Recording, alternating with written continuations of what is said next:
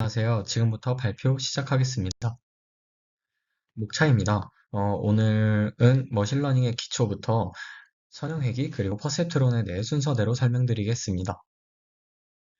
머신러닝에 대해 설명드리기에 앞서 인공지능에 대해 먼저 설명드리겠습니다. 인공지능이란 컴퓨터의 지능을 부여하기 위한 분야 전체를 연구하는 학문으로서 오른쪽에 네 가지 조건을 만족하면 인공지능이라고 한다고 합니다. 그 다음 머신러닝은 컴퓨터의 학습 기능을 부여하기 위한 연구 분야로서 오른쪽 그림을 보시면 입력 데이터와 출력을 입력으로 받아서 컴퓨터가 프로그램 코드를 작성하는 것을 의미합니다. 저희가 여태까지 해왔던 코딩과는 사뭇 다른 것을 확인할 수 있습니다. 다음으로 딥러닝은 신경망의 학습 알고리즘을 칭하는 건데요. 여기서 신경망은 인간 신경세포를 수학적으로 만든 머신러닝 시스템으로서 추후에 설명드린 퍼셉트론에서 더욱 자세하게 설명드리겠습니다. 앞서 설명드린 머신러닝은 크게 세 가지로 분류할 수 있는데요. 첫 번째는 지도학습입니다. 입력을 출력에 매핑하는 일방적인 규칙을 학습하는 것으로서 지도학습이라는 이름에서 알 수 있다시피 샘플과 레이블을 제공해 줍니다. 오른쪽은 지도학습을 이용한 다양한 예시이고 다음으로는 비지도학습입니다. 음, 학습 알고리즘이 스스로 입력 데이터에서 패턴을 학습하는 것으로서 레이블을 제공받지 않는다는 것이 특징입니다. 그 다음으로는 강화학습인데요. 강화학습은 순간의 환경에서 어떤 액션을 취했을 때 예측하는 리워드가 커질 수도 있고 작아질 수도 있습니다. 근데 뭐 여기서 커지면은 보상을 주거나 작아지면 처벌을 주거나 하는 형태로 이렇게 학습을 시키는 방법을 강화학습이라고 합니다. 앞서 설명드린 머신러닝의 세 가지 분류 중에 지도학습에 대해 먼저 자세히 설명드리겠습니다. 지도학습은 크게 리그레이션과 클래시피케이션으로 나뉘는데요. 첫 번째로 회귀는 레이블 데이터를 학습해서 디시전 바운더리를 구하는 것입니다. 여기서 디시전 바운더리가 나타내는 것은 데이터셋을 얼마나 잘 표현하는 방정식인지를 디시전 바운더리라고 합니다. 그래서 이러한 매핑 함수가 1차식이면 리니어 리그레이션이라고 하고 매핑 함수가 다항식이면 폴리노미얼 리그레이션을 사용합니다. 그래서 이러한 알고리즘은 오른쪽 식에서 볼 수 있다시피 입출력상을 학습한 다음에 새로운 값이 들어왔을 때 출력값을 예측하는 것으로서 매우 간단하다고 생각하시면 됩니다. 다음으로는 분류인데 y는 fx에서 출력 y가 이산적인 경우에 분류 문제로 칭합니다. 알고리즘의 종류에는 아래와 같이 다양한 것들이 있습니다. 예측 모델의 워크플로우에 대해 먼저 설명드리겠습니다. 머신러닝에서 이제 모델을 선택하여 학습하는 과정을 총 네가지로 나눴는데요. 첫 번째로는 전처리입니다. 전처리는 이제 로우 데이터를 머신러닝 모델이 사용하기 좋게 전처리하는 작업을 의미합니다. 여기서 로우 데이터가 뭐냐면 저희가 머신러닝 모델에 넣기 전에 그냥 생 데이터를 의미를 하는데 이거는 데이터를 그대로 모델에 집어넣는 게 아니라 이제 저희가 원하는 목적성에 맞거나 아니면 머신러닝 모델에 적합하게끔 데이터를 가공한다고 생각하시면 됩니다. 뭐 예를 들어서 사이즈를 줄이거나 노이즈를 제거하거나 중요한 정보만 추출하거나 하는 것을 의미를 하고 이렇게 정리가 끝났으면은 해당 데이터셋을 트레인과 밸리데이션과 테스트 셋으로 구분을 해줍니다. 그 다음에 러닝 방식에서는 목적에 적합한 머신러닝 모델을 먼저 선정을 해줍니다. 그 다음에 크로스 밸리데이션 방법을 사용하여서 제대로 학습되고 있는지를 검증해 준 다음에 최적의 하이퍼 파라미터를 찾아주면 됩니다.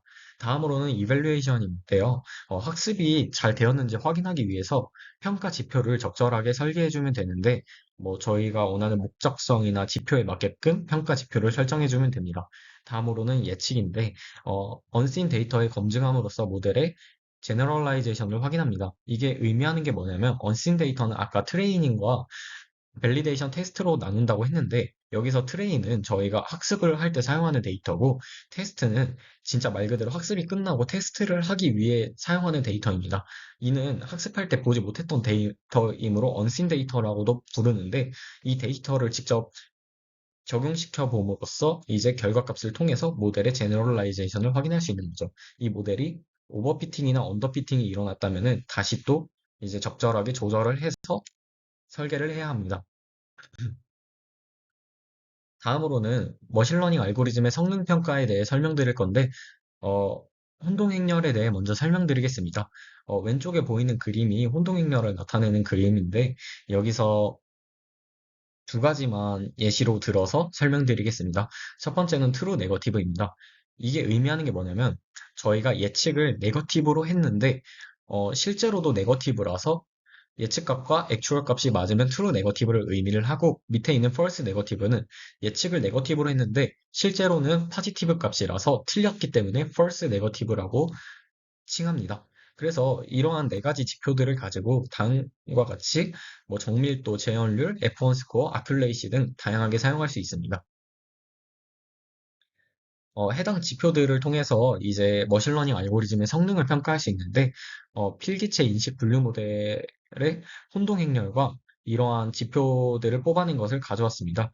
여기서 보면 알 수 있다시피, 첫 번째, 저기 서포트가 의미하는 거는 이제 샘플의 수를 의미를 하는 건데, 혼동 행렬과 비교해 봐도 숫자가 이제 true 라벨에 0, 1, 2, 3 이렇게 차례대로 보게 되면은 숫자가 일치한다는 것을 확인할 수 있습니다. 그래서 앞서 설명드린 뭐 정확도, 재현율, F1 스코어, 그리고 아큘레이시, 매크로 에버리지, 웨이티드 에버리지 등을 통해서 이제 평가를 할 수 있습니다. 그 다음으로는 ROC 곡선과 AUC에 대해 설명드리겠습니다. ROC 곡선은 이제 true positive rate와 false positive rate 값의 맵을 통해 구현된 곡선입니다. 그래서 t가 커지면은 FPR이 작아지는데 TPR도 따라 커진다는 특징이 있고 여기서 AUC는 이름에서 알 수 있다시피 아래 언더 커브입니다. 그래서 ROC 곡선의 아래에 해당하는 면적을 의미하게 되는데요. 이 면적이 커질수록 좋다는 것을 의미합니다. 이게 커질수록 좋다는 것을 의미한다는 것은 그림에 보이시는 ROC 커브가 이제 왼쪽 상단으로 붙을수록 면적이 커지기 때문에 더 좋아진다는 것을 의미하고 저기 가장 왼쪽 위에 있는 퍼펙트 클래시파이어에 가까워질수록 좋다는 것을 의미합니다. 다음으로 선형회귀에 대해 설명드리겠습니다. 선형회귀는 선형 모델을 이용해서 회귀 문제를 푸는 것이라고 할 수 있습니다. 그래서 뭐 y는 wx 플러스 b에서 저희가 이제 x와 y 값을 주게 되면은 w와 b 값을 학습시키는 것이라고 생각하면 됩니다. 오른쪽 그림을 보시면은 이 그림에서 간격이 작을수록 직선이 데이터와 잘 맞는다는 것을 의미하고 선형회계의 목적은 이러한 데이터들과 가장 잘 맞는 직선을 찾아내는 것이라고 생각하시면 되겠습니다. 그래서 이러한 간격을 줄이기 위해서는 손실함수와 비용함수의 개념을 먼저 알아야 하는데요. 이 두 가지는 같은 것을 의미하고 있고, 간격의 제곱을 모두 합한 값이라고 생각하시면 됩니다. 그래서 민 스퀘어 에러 방법을 사용하는데, 그걸 사용하게 되면 아래의 식과 같이 로스 펑션을 구할 수 있습니다. 이러한 로스 펑션을 구하고 난 다음에, 이러한 로스들을 줄이는 것이 학습의 목적이기 때문에 로스들을 줄이는 방법 중에 하나가 경사하강법이 있습니다. 그래서 경사하강법에 대해 설명드리겠습니다. 경사하강법은 경사함수가 바로미터의 업데이트의 각 반복마다 정확성을 평가하는 것으로서 함수가 0에 가깝거나 0에 도달할 때까지 모델은 계속해서 매개 변수를 조정해서 가능한 한 작은 오차를 얻으려고 하는 것입니다. 왼쪽 아래에 있는 그림이 해당 설명을 가장 잘 나타내는 그림입니다. 그 다음에 가운데 있는 그림을 보시게 되면은 가운데 그림은 두 가지로 나눠져 있는데 왼쪽 그림은 이제 러닝 레이트를 작게 했을 때의 그림입니다. 그래서 러닝 레이트가 매우 작으면은 이제 반복을 여러 번 해야지 정답 값에 도달하기 때문에 별로 좋지 못하다는 장점이 있고 러닝 레이트를 매우 크게 하면은 러닝 레이트를 별로 하지 않아도 이제 정답 값에 도달할 확률도 있지만 너무 커버리면은 이제 정답 값에 아예 도달하지 못한다는 단점이 있습니다. 그래서 이렇게 뭐 러닝 레이트를 적절하게 조절을 해서 로컬 미니멈에 도달을 했다고 해도 오른쪽 그림을 또 보시면 맨 오른쪽 그림을 보시면은 이게 글로벌 미니멈 값이 아닐 수도 있다는 단점도 있습니다. 그래서 앞서 설명드린 경사하강법을 로스에 적용을 시키면은 아래 박스와 같은 식들을 얻어낼 수 있는데요. 여기서 W의 변화량과 B의 변화량의 차이 중에 눈여겨보시면 좋은 점은 W의 변화량은 XI가 미분의 과정에서 튀어나왔다는 점입니다. 그래서 앞서 구한 로스의 경사하강법을 적용하여 구한 식을 이용하여서 다음과 같이 코드를 구현할 수 있습니다. 노란색으로 네모 박스 친 부분은 해당 식을 코드로 옮긴 것을 의미합니다. 그래서 이제 선형회귀에 대한 실습을 진행해 보았습니다. 첫 번째로 전처리 과정에 있어서 데이터셋을 선택을 하였는데 당뇨병 데이터셋을 선택했습니다. 그래서 데이터 로드를 하는 코드는 저기 로드 다이아비츠 코드를 의미를 하고 그 다음으로 데이터의 특징을 분석해 보았는데요. 이렇게 데이터셋의 크기를 확인하고 구조를 확인하고 뭐 판다스를 이용해서 이렇게 데이터 프레임으로 변환한 다음에 샘플을 출력하고 시각화하는 작업을 진행했습니다. 오른쪽 상단에 보시면 총 10개의 특징들을 이렇게 시각화한 것을 확인할 수 있고, 아래 보시면은 샘플의 수는 442개이고, 특징의 수는 10개, 그리고 각 특징별로 이름은 저렇게 저장이 돼 있고, 근데 여기서 눈여겨보실 점은 저희가 함수에서 BMI를 사용하였기 때문에 열로 따지면 어, 세 번째에 있기 때문에 이따가 이거를 활용해서 코드에 접근할 예정입니다. 그래서 총 442개의 행과 10개의 열로 이루어진 데이터셋이라고 생각하시면 됩니다.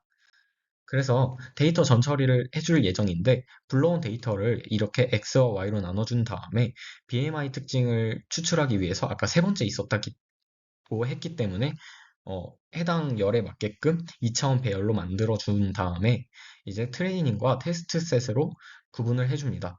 근데 이 구분을 해주는 과정에서 테스트 사이즈를 정해줘야 되는데 이게 0.1이 의미하는 게 뭐냐면은 이제 테스트 셋과 트레이닝 셋의 비율을 1대 9로 맞춰서 아, 테스트 셋과 트레이닝 셋의 비율을 1대 9로 맞춰서 테스트 셋이 하나면은 트레이닝 셋은 9개가 배치되게끔 해서 데이터를 분리해서 변수에 저장한다는 의미입니다. 그 다음에 러닝 과정에 있어서 이제 선형회귀 모델을 scikit-learn 라이브러리를 통해서 객체에 저장해 준 다음에 학습을 시켜줍니다. 그 다음에 학습된 객체를 이용하여서 예측을 하면 되는데, 오른쪽에 그림을 보시면은 이제 테스트 사이즈를 늘리면은, 데이터의 분포수가 훨씬 늘어난 것을 확인할 수 있습니다. 이는 이제 학습에 쓰인 데이터가 조금 더 줄어들고 테스트에 쓰인 데이터가 많아지기 때문에 해당 그래프는 테스트에 쓰인 데이터와 그에 해당하는 직선을 그린 거기 때문에 테스트 사이즈가 커질수록 데이터의 분포가 늘어난다는 것을 확인할 수 있습니다. 다음으로 Artificial Neural Network에 대해 설명드리겠습니다. 인공신경망에 대해 설명드리기 앞서 신경망에 대해 먼저 설명드리겠습니다. 가운데 보이는 그림이 신경망을 나타내는 그림인데, 보시면은 여러 시그널이 수상돌기에 먼저 도착을 합니다. 도착을 하게 되면은 셀 바디에서 해당 시그널들을 모두 융합을 하게 되고, 이 융합된 값들이 인계치를 넘으면은 넘기게 되는 것이 신경망의 원리입니다. 이러한 원리를 본따서 만든 것이 인공신경망인데, 이는 딥러닝의 바탕이 되는 하드웨어라고 볼 수 있습니다. 그래서 퍼셉트론에 대해 설명드리겠습니다. 퍼셉트론은 이진 분류 모델을 학습하기 위한 지도학습 기반의 알고리즘입니다. 그래서 왼쪽 아래 그림을 보시게 되면은 다양한 시그널들을 받아서 하나로 모은 다음에 그 모은 값이 일정한 값을 넘으면은 통과시키는, 어떻게 보면은 앞서 설명드린 신경망의 원리와 매우 흡사하다는 것을 확인할 수 있습니다. 그래서 오른쪽에 보시면은 액티베이션 펑션은 저렇게 빨간색으로 나타내는 부분을 나타내는데요. 0보다 크면은 이렇게 계단 함수를 이용하여서 액티베이션 펑션을 구성한 것을 확인할 수 있습니다. 다음으로는 퍼셉트론의 알고리즘에 대해 설명드리겠습니다. 첫 번째로는 모든 웨이트와 바이어스를 0 또는 작은 난수로 초기화하는데요. 그 이유는 저희는 x와 y 값을 받아와서 학습할 거기 때문에 X와 Y에 해당하지 않는 웨이트와 바이어스를 초기화를 먼저 진행해 줍니다. 그 다음에 각 트레이닝 샘플에 대해서 아웃풋을 먼저 계산을 해준 다음에 어, 계속 비교를 해가면서 W와 B를 업데이트를 해줍니다. 웨이트가 변하지 않을 때까지 이 과정을 계속 반복해주면서 만약에 프레딕션 값이 그라운드 스루스보다 작으면은 양의 방향으로 가중치를 업데이트를 해주고 프레딕션 값이 그라운드 스루스보다 크면은 음의 방향으로 가중치를 업데이트 해줍니다. 여기서 그라운드 스루스는 저희가 정답으로 지정한 값을 의미하는 용어입니다. 퍼셉트론의 개념을 잘 표현하는 코드인 것 같아서 가져왔습니다. 첫 번째로 이렇게 클래스 퍼셉트론을 이용하여서 퍼셉트론 클래스를 정의를 하였는데요. 왼쪽에 아래 주석 처리된 것은 파라미터와 어트리뷰트들에 대한 설명들을 적어놨습니다. 여기서 눈여겨보실 점은 러닝 레이트를 0에서 1 사이로 지정을 해놨는데 이 이유는 계산함수를 사용하기 때문에 이제 범위가 이렇게 좁혀진다는 것을 확인할 수 있습니다.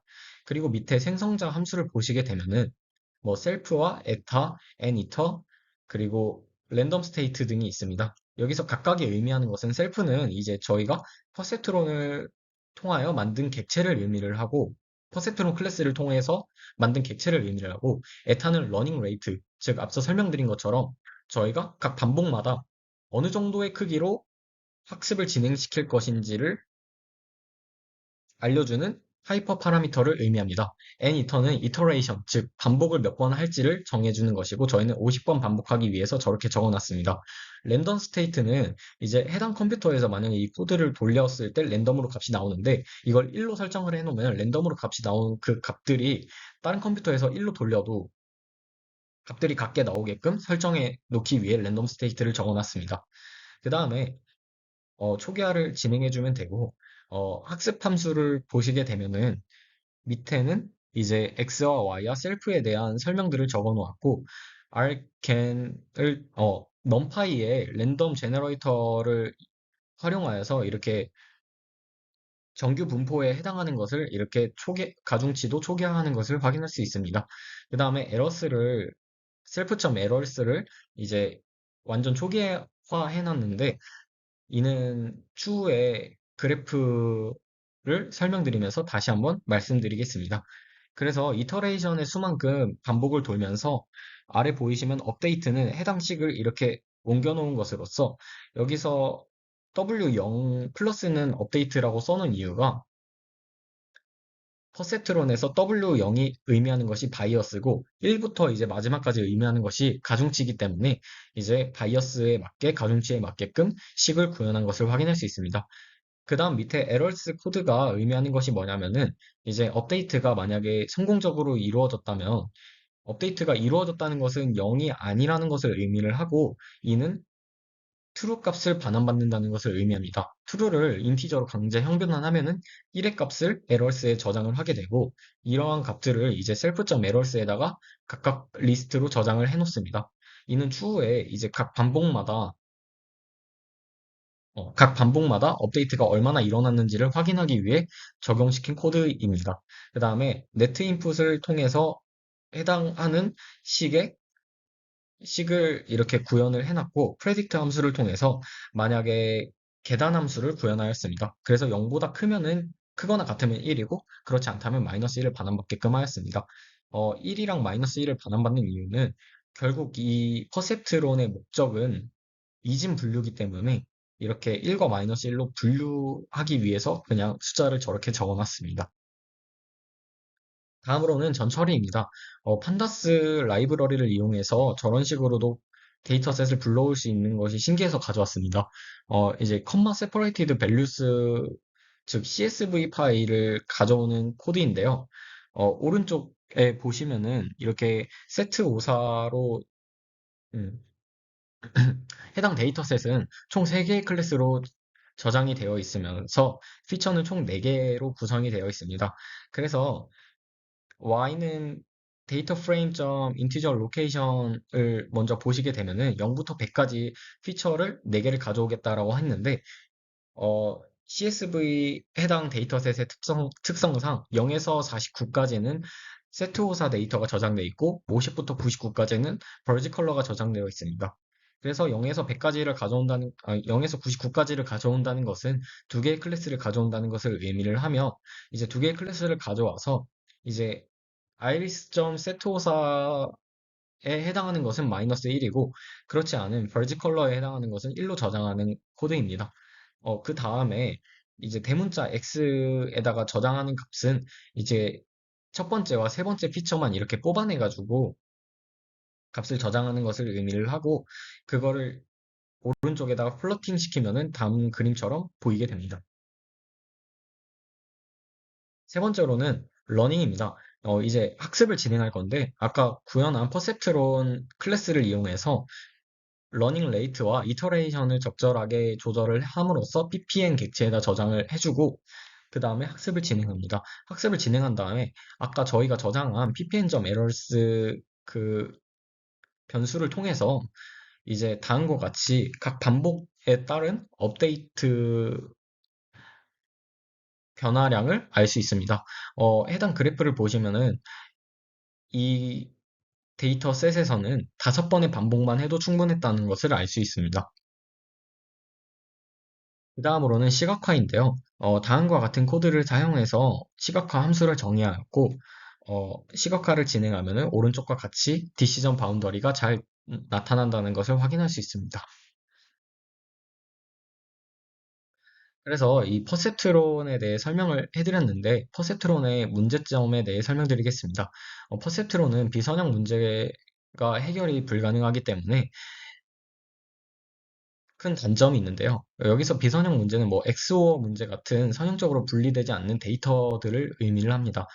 이를 보완하기 위해서 멀티레이어 퍼셉트론이 등장하였고, 멀티레이어 퍼셉트론에 대해선 다음 발표에 설명드리겠습니다. 제 발표는 여기까지입니다. 들어주셔서 감사합니다.